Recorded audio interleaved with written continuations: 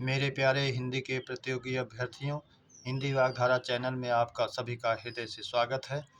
इस उम्मीद से कि आप अपनी तैयारी अच्छे ढंग से कर रहे होंगे और श्रृंखलाओं के प्रश्नों का भी अध्ययन कर रहे होंगे, जो आपके परीक्षाओं के लिए बहुत ही उपयोगी हैं और शायद आप पूर्णांक की ओर भी बढ़ सकेंगे, ये मेरी पूरी उम्मीद और अपेक्षा है। आइए, आज इस श्रृंखला के पहले प्रश्न की शुरुआत हम लोग करते हैं। आज का पहला प्रश्न है, स्पर्श संघर्षी व्यंजन है। ख, ज, फ, क, बी, स, स, ह, सी, च, छ, ज, झ, डी, ड़, ढ़। तो ये अंतिम वाला ड़ और ढ़, इसको आप जानते हैं द्विगुण के रूप में। च, छ, ज, झ, ये आपका स्पर्श संघर्षी है। संघर्षी आपका स, स, ह है और च, छ, ज, झ, ये आपका स्पर्श संघर्षी है। स्पर्श संघर्षी के रूप में आप जानते रहें, कहीं कन्फ्यूज होकर के केवल संघर्षी को ही जानते हुए इसमें गलती ना करें। प्रश्न नंबर 2, प्रत्येक में व्याकरणात्मक रूप होगा। प्रत्येक शब्द में व्याकरणात्मक मतलब कितने व्याकरण बन सकते हैं, कहने का तात्पर्य ये है। ए, अव्ययीभाव समास। बी, प्रत्येक बोधक संख्या विशेषण। सी, यण स्वर संधि। डी, सभी। तो प्रत्येक में प्रति प्लस एक यण स्वर संधि हो जाएगी, सी भी सही है। और प्रत्येक में प्रत्येक बोधक संख्या विशेषण भी हो जाएगा। जैसे आप कहते हैं प्रत्येक व्यक्ति, हर एक नेता, एक एक अपराधी, तो प्रत्येक संख्यावाचक विशेषण भी हो जाता है, तो ये भी सही हो जाएगा, प्रत्येक बोधक संख्या विशेषण। और आप जानते हैं संज्ञा के पहले जब कोई आता है उपसर्ग, तो या अव्यय, तो वो जो है अव्ययीभाव हो जाता है। तो प्रति प्लस एक, एक के पहले प्रति उपसर्ग आया है, अव्ययीभाव समास भी हो जाएगा। इसलिए ए, बी, सी हमारे तीनों व्याकरणात्मक रूप हैं प्रत्येक के। विकल्प डी हमारा सही हो जाएगा, सभी। प्रश्न नंबर 3, पीपर पात सरिस मन डोला में व्याकरणात्मक रूप होगा। उसी तरह का प्रश्न है कि पीपर पात में कितना व्याकरणात्मक रूप हो सकता है, कितने व्याकरण के रूप बन सकते हैं। ए, अनुप्रास अलंकार। बी, पिप्पल पत्र। सी, तत्पुरुष समास। डी, सभी। तो पीपर पात 6 का अनुप्रास, एक वर्ण की आवृत्ति एक बार हुई। पीपर मूल था पा, दूसरा एक बार और पात में हुआ। तो आप जानते हैं जहाँ एक बार आवृत्ति होगी वहाँ 6 का अनुप्रास होता है, तो अनुप्रास अलंकार भी हो जाएगा। पीपर पात दोनों का तत्सम पिप्पल पत्र, चाहे तत्सम बना के दिया, अगर यहाँ तत्सम शब्द लिखा होता तद्भव, ये तो तद्भव वास्तव में है, लेकिन इसका तत्सम बना दिया गया, नहीं, इसका तद्भव तत्सम भी बन सकता है, तो विकल्प भी हो गया। सी जो है तत्पुरुष समास कह रहा है। पीपर पात, पीपर का पत्ता, संबंध तत्पुरुष भी इसमें बन जाता है, जो तत्पुरुष का एक भेद है, इसलिए विकल्प डी हमारा सही हो जाएगा, सभी। यहाँ जो तत्सम दिया गया है, इसका तद्भव तत्सम में भी प्रयोग ऐसा करके ये विकल्प बना सकते थे, तत्सम ही ना दे करके तद्भव तत्सम रूप में भी इस विकल्प को ले सकते हैं। दोनों में जो आपको उचित लगे, जैसा आपकी परीक्षा में आए रहे वैसा आप मान लीजिए। प्रश्न नंबर 4, उच्छिप्त उच्छ्रिप द्विगुण या ताड़न जात वर्ण है। या वा, रा, ला, ड़ा, ढ़ा। तो या वा आप जानते हैं ये अर्धस्वर है। रा प्रकंपित लुंठित या कंपन जात वर्ण है। ला पार्श्विक व्यंजन है। और ड़ा, ढ़ा ये हमारा उच्छिप्त उच्छ्रिप द्विगुण या ताड़न जात वर्ण है, इसलिए विकल्प डी हमारा सही हो जाएगा। अगला प्रश्न नंबर 5, लिखावट में प्रत्यय है। ए, कृदंत। बी, तद्धित। सी, दोनों। डी, कोई नहीं। तो आप जानते हैं जो प्रत्यय क्रियाओं में जुड़ते हैं, यहाँ लिखना क्रिया में, लिख क्रिया में आवट प्रत्यय जुड़ा है, तो ये क्रियाओं में जुड़ने के कारण ये प्रत्यय क्रिया में जुड़ने के कारण कृदंत कहलाएगा, इसलिए विकल्प ही हमारा सही हो जाएगा। प्रश्न नंबर 6, जो प्रत्यय संज्ञा सर्वनाम विशेषण में जुड़ते हैं वे हैं कृदंत, तद्धित, दोनों, कोई नहीं। तो जब क्रियाओं में प्रत्यय जुड़ते हैं तो कृदंत होते हैं, और संज्ञा सर्वनाम विशेषण में जुड़ते हैं तो तद्धित होते हैं, इसलिए विकल्प भी हमारा सही हो जाएगा, दोनों। नहीं, सॉरी, कृदंत तद्धित दोनों ठीक, भूल हो रही, क्षमा कीजिएगा।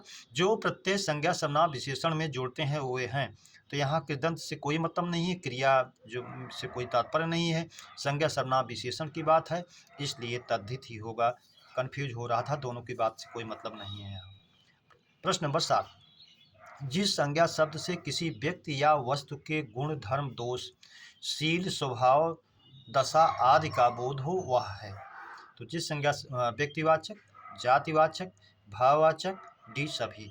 तो जब संज्ञा शब्द से व्यक्ति या वस्तु के गुण धर्म दोष शील स्वभाव अवस्था दशा आदि का बोध हो तो भाववाचक संज्ञा होती है, इसलिए विकल्प सी हमारा सही हो जाएगा, भाववाचक।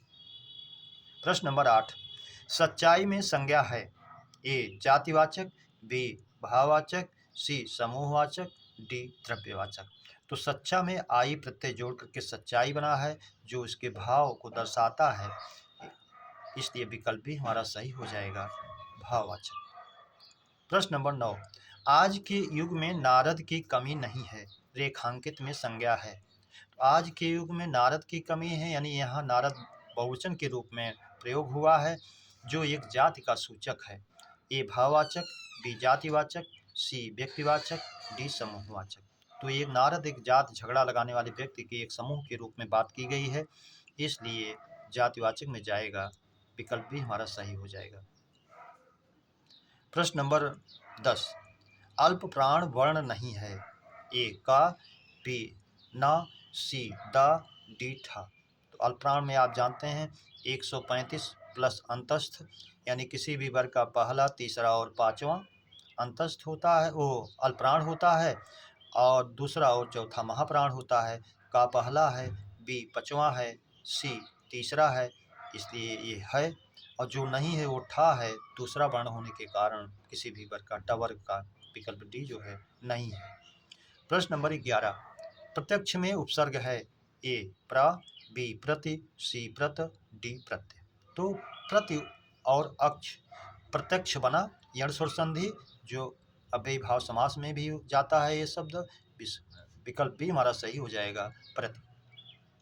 प्रश्न नंबर 12, प्रत्युत्पन्न मति का पर्याय है।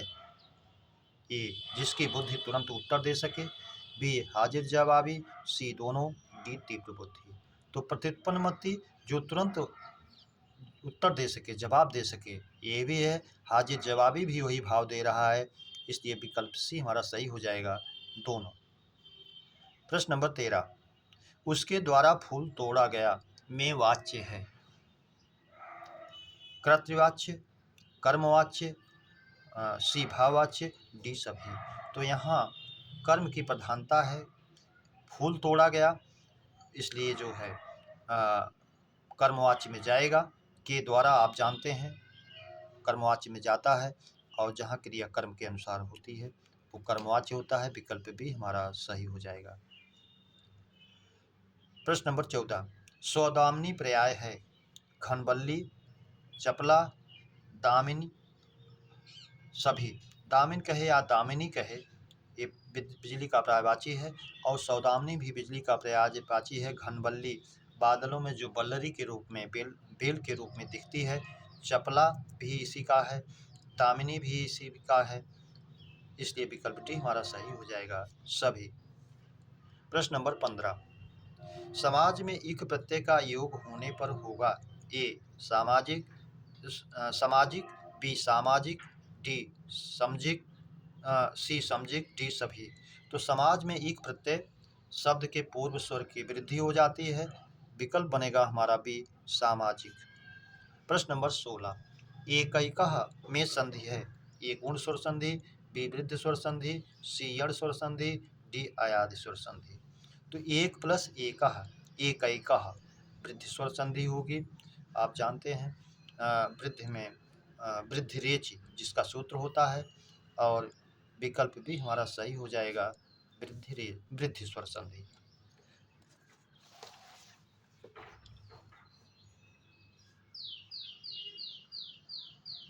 प्रश्न नंबर 17, यदि विसर्ग के पूर्व हर्ष आ हो और बाद में काखा पाफा आवे तो विसर्ग हो जाता है।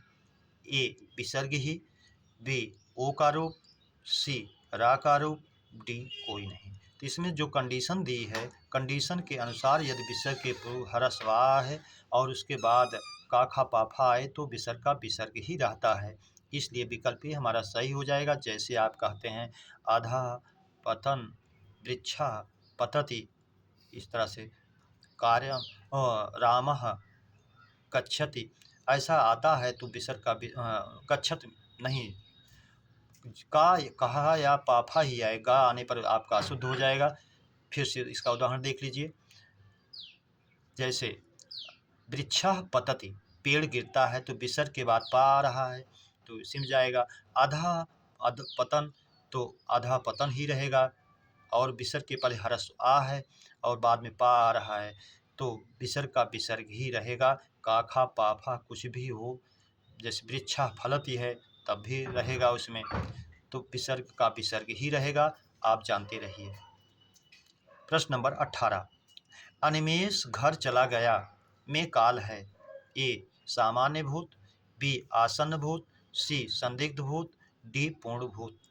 अनिमेष घर चला गया है यानी जाने का कार्य हो गया है।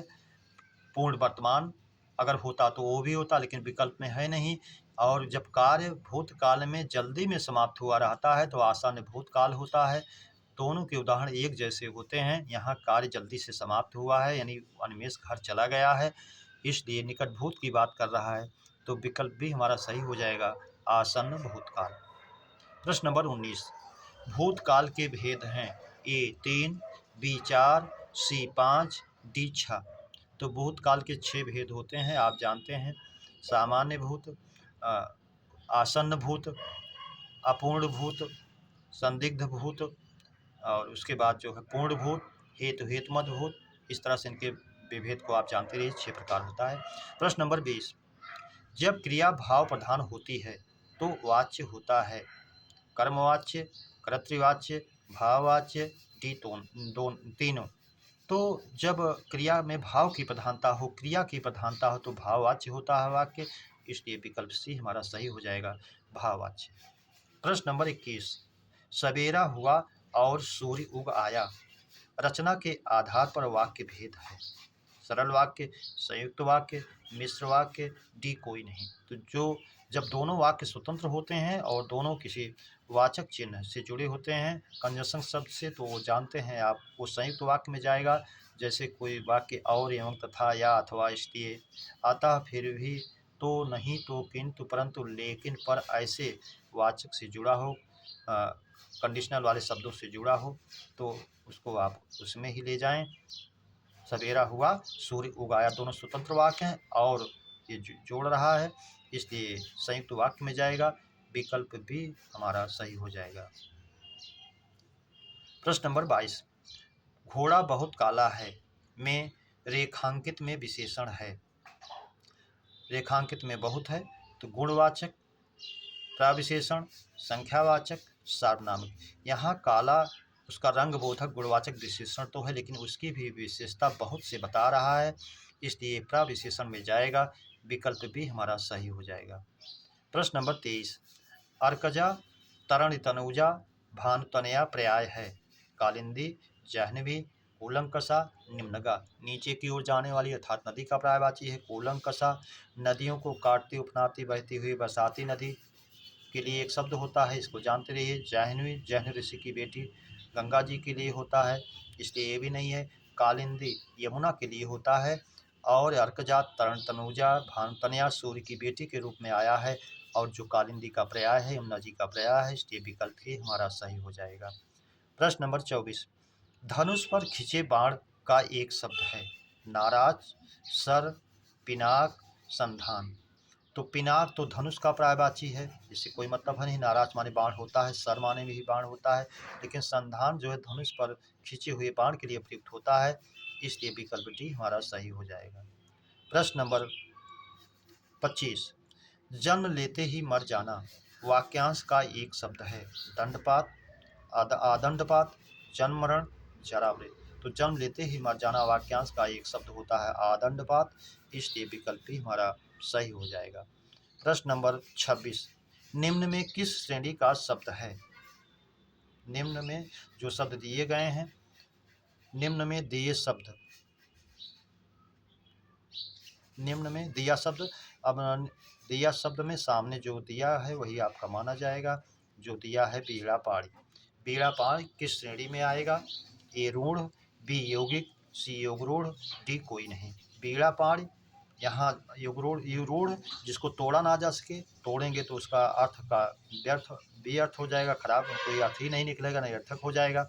बी यौगिक, दो शब्दों का योग होता है और दोनों का स्वतंत्र अर्थ होता है, चार विधियों से बनता है, उपसर्ग प्रत्यय संधि समास।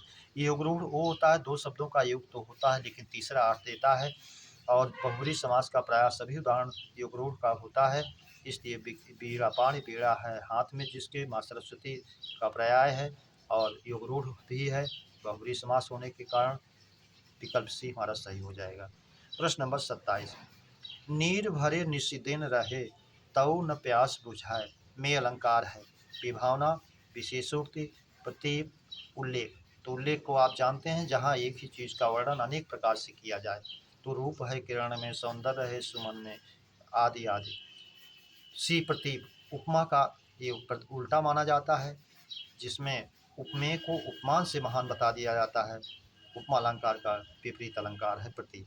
विशेषोक्ति, जहाँ कारण होने पर भी कार्य ना हो, नीर भरे निष्दिन रहे तऊ न प्यास बुझाए, जल के भरे होने पर हम दिन रात फिर भी प्यास नहीं बुझती है। विशेषोक्ति हो जाएगा विकल्प भी, कारण है कार्य नहीं हो रहा है। विभावना में बिना कार्य के कारण होता है, बिना कारण के कार्य होता है, जैसे बिन पग चलें सुनहि बिन पाना। तो जब बिना कारण के कार्य हो तो विभावना, और कारण के होने पर भी कार्य ना हो तो उसका उल्टा होगा विशेषोक्ति, इसलिए विकल्प भी हमारा सही हो जाएगा। प्रश्न नंबर 28, कचहरी का तत्सम है, ए कृत्यगृह, बी कर्मगृह, सी कृतहरि, डी सभी। तो कचहरी का तत्सम आप जानते हैं कृत्यगृह होता है, इसलिए विकल्प ए ही हमारा सही हो जाएगा। प्रश्न नंबर 29, मसृण का विलोम है, ए कोमल, बी मृदु, सी रुक्ष, डी सभी। तो मसृण माने कोमल होता ही है, तो कोमल तो पर्यायवाची है, मृदु माने कोमल ये भी पर्याय ही बना, रुक्ष माने कठोर खुरदरा, विकल्प सी हमारा सही हो जाएगा विकल्प विलोम के रूप में। प्रश्न नंबर 30, जगती जगती की भूख प्यास, में अलंकार है, ये उपमा, बी यमक, सी उत्प्रेक्षा, डी रूपक। तो जगती जगती की भूख प्यास, जगती माने जाग जाती है, जगती माने पृथ्वी की, भूख और प्यास। यहाँ जगती शब्द का दो अर्थ है और जोड़ी के रूप में आया है, इसलिए नक अलंकार होगा, विकल्प भी हमारा सही हो जाएगा। प्रश्न नंबर 31, टिकट घर कैसा शब्द है, ए देशज, बी विदेशज, सी शंकर, डी शंकर। तो ये शंकर भगवान शिव का पर्याय है, तालव्यसा है, और ये शंकर जो है दो अलग अलग भाषाओं के शब्द जब जोड़ते हैं तो शंकर शब्द कहलाता है। इसमें टिकट जो है अंग्रेजी का है, घर जो है हिंदी का है, दो भाषाओं का शब्द होने के कारण विकल्प सी हमारा सही हो जाएगा, शंकर। मेरे प्यारे बच्चों, इस श्रृंखला के प्रश्नों की चर्चा परिचर्चा हम लोगों ने विधिवत किया। उम्मीद करता हूँ श्रृंखला के प्रश्न आपको जरूर अच्छे लगे हों, तो अपने मित्रों को सब्सक्राइब, लाइक और शेयर जरूर करें। इसी उम्मीद और अपेक्षा के साथ आप सभी को हृदय से धन्यवाद। जय हिंद।